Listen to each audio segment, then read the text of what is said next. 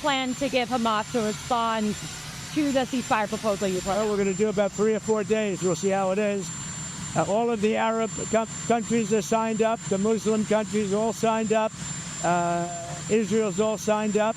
We're just waiting for Hamas. And Hamas is either going to be doing it or not. And if it's not, it's going to be a very sad end. The shutdown, how many federal workers do you plan to lay off? Well, we may do a lot, and that's only because of the Democrats. And as you know, they want to be able to take care of people that have come into our country illegally. And no system can handle that. And so we're totally opposed on that. But we can't take it. We just can't do it. I'd love to do everybody. I'd love to do the whole world. But our country can't handle people that come into our country illegally. And they want to give them full health care benefits. They want to open the wall again. Can you believe it? I can't even believe it. They want to open the wall. They haven't taken away boys playing in women's sports. They haven't done that. Men playing in women's sports. It's like they don't change. They lost an election in a landslide, and they don't change. Plan to give Hamas to respond to the ceasefire proposal you put? Well, we're going to do about 3 or 4 days. We'll see how it is. All of the Arab countries are signed up. The Muslim countries all signed up. Israel's all signed up. We're just waiting for Hamas. And Hamas is either going to be doing it or not. And if it's not, it's going to be a very sad end. Do you have a deadline, Mr. President? Is there room to negotiate, or is this a take it or leave it deal? Is there room to negotiate with Hamas, or is this not much? The deal? You know, with Hamas, we want very simple. We want the hostages back immediately, and we want some good behavior. And, you know, it's pretty simple. You don't get simpler. Think of it. We've signed every country in the Middle East. This is like an impossible thing. It's never been done before. This is more than Gaza. Gaza was big stuff. But Gaza is a piece of it.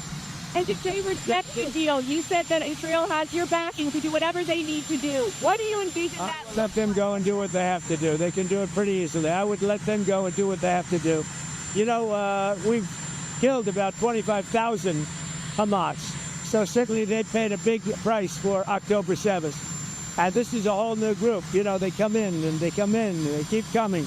But this is a whole different group. And their leadership has been killed 3 different times. So they paid a big price. We hope that they're going to have a nice, calm life. Maybe it won't happen. But if it does, it'll be one of the greatest things ever to happen. We'll have actual peace in the Middle East. Are you preparing to take strikes against drug gangs in Venezuela, sir? And we'll see what happens with Venezuela. Venezuela has been very dangerous with drugs and with other things. And they've been very, very dangerous. So we'll see what happens with Venezuela. We had a lot of drugs coming in through water. We call it water drugs. Just a simple term. We don't have any boats on the water. There are no boats. There are no fishing boats. There are no anything. So we hit a number of boats. You probably saw that. And since we did that, we have absolutely no drugs coming into our country via water because it was lethal. And now we'll look at cartels. We're going to look very seriously at cartels coming by land. What do you tell us the president of war in this address? Why gather all the generals in one place for a speech? Well, this is only an esprit de corps. You know what esprit de corps is? This is only a spirit. We're going to be talking to him. Pete Hegseth is talking right now. I'm going to have to leave because I have to talk to him. But these are our generals, our admirals, our leaders. And it's a good thing. A thing like this has never been done before because they came from all over the world. And there's a little bit of expense, not much, but there's a little expense to that. We don't like to waste it.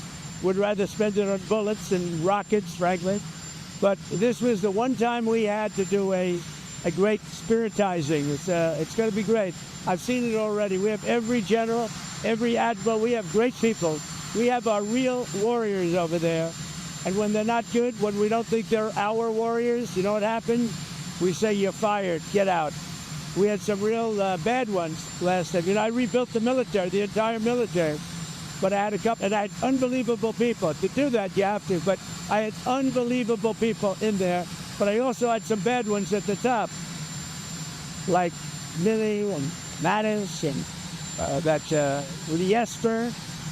I called him too. Always too late, Jesper. He was horrible.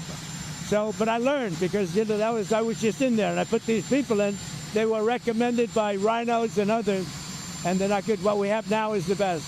But even despite that, I rebuilt the military in my first term. We had a great first term.